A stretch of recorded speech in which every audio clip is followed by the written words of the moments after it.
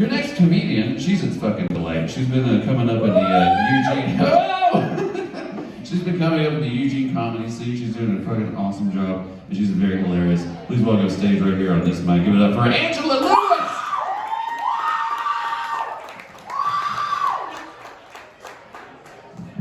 I literally hate my drunk stage mom so much. It's the one screaming. I love him. I'm the most gullible person on the planet. Doing comedy is super hard because, like, if you're sitting next to me, every joke, I'm like, oh my god, is that true? Really? I am so gullible. I once politely I didn't get my identity stolen. I politely gave it away. Like, they were like, you have a car in Texas right now full of drugs and you're gonna go to prison in 10 minutes. And I was like, oh my god, I lived in Texas when I was 10. Like, it could be true. So yeah, I make a lot of phone calls that day to my social security and stuff, it's fine. I also have absolutely no intuition. I can't make any decision. If I am bipolar, I have ADHD, and I'm a Gemini. I have 17 separate guts, and none of them can make decisions. That's why, like, in true crime things, which is such a weird genre of entertainment, they're like, if you're scared in this situation, always trust your gut. And I could never save myself. I never know, because I just gaslight myself a million times. True crime's super weird, especially like, it's a huge thing on YouTube now. There'll be like 2-hour-long videos about like something that actually doesn't need to be that long. But they'll be like, oh, the serial killer, yeah, he was a Pisces, so you should have saw it coming. What? And then at the end, they'll be like, they'll obviously need to make money because capitalism is hell. And it's like, wow, I can't believe he was murdered from such a stranger on the internet. That can happen to everyone. Which is why I use this super cool VPN. Use code ILOVEMURDER for 33% off your first 3 months.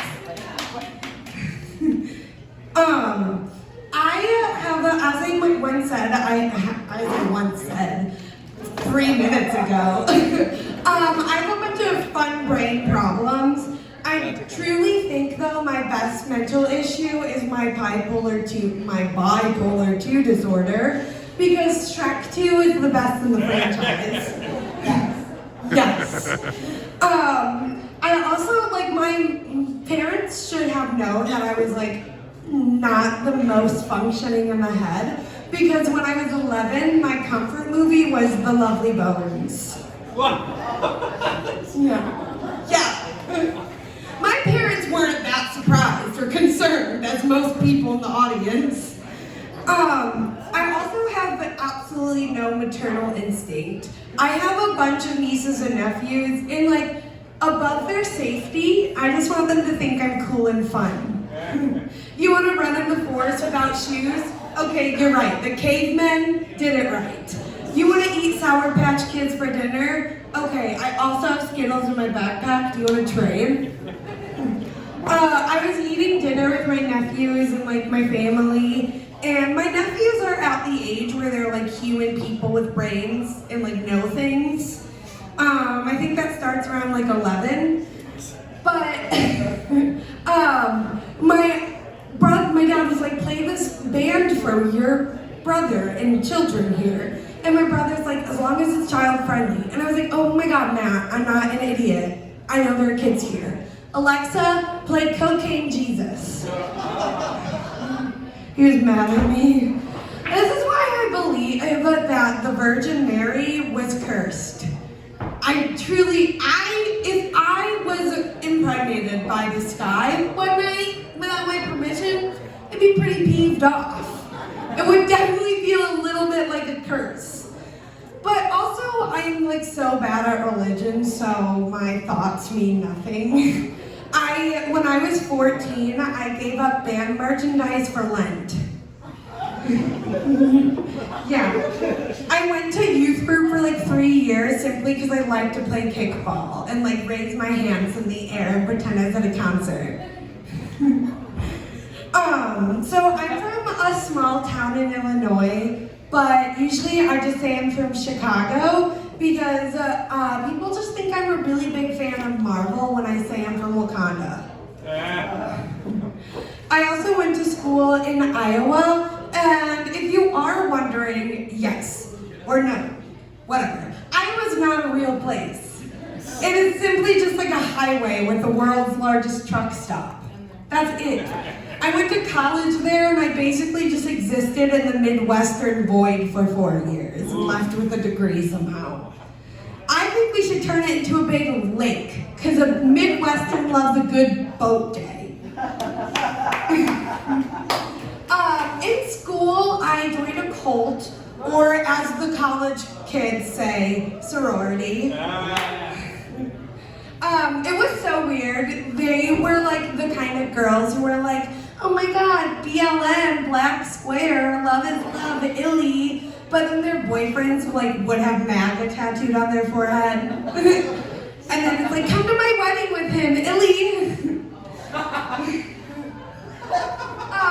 I am quite literally the opposite of like that mind. Like, the concept of sexuality is so terrifying to me. I like to just think everyone is gay until proven guilty. I said that to my sorority little teen people, and it was like I was spouting hate speech. I was like, I think I'm right, that's nothing. When my hair is down, I like constantly twirl my hair. And if you're wondering why, it's because I'm always flirting with the sky. I don't know what God I believe in, what higher power I believe in, but whatever's up there, I want it to think I'm sexy and cool. So I went to college. Yes. I majored in theater, which means I currently work in food service. Yes, ma'am. Yes, ma'am. I love being called ma'am. I feel like an adult. But I'm at the point in my job where my 30-minute lunch break is my 30-minute panic attack break. But it's good because panic attacks make me manic, which means I have energy. And they distract me from eating, which means I don't have to pay for lunch or coffee. I'm a budget expert. It's amazing. So I have a cat, and he's the best thing to ever happen to me. His name is Ace, short for Ace is the place with the helpful hardware. Sometimes I call him my AC, short for air conditioning. That's usually when it's super hot out, though. He's cured me in every way, shape, and form because he is so unstable emotionally. I had my first panic attack in front of him, and it was like, he was so traumatized, he was so scared, he was in the corner of the under my bed just shaking. And now I'm never gonna have a panic attack again, I feel so bad. He did something my mood stabilizers could never do. I'm so grateful for him. My roommate has a cat as well, and he's more like just a weird, freaky old man. Like, he'll stare at me when I'm like getting dressed or something, and I know he knows he shouldn't, but he like commits to it so hard, and he's just like, for so long. And he has like a look of existential dread about him that only a human being existing in capitalism can have. But then it makes it like super weird when he like kneads the dough on me. Because when adult men can't do it, it means they're like masturbating. And he's really violent about it. He's like,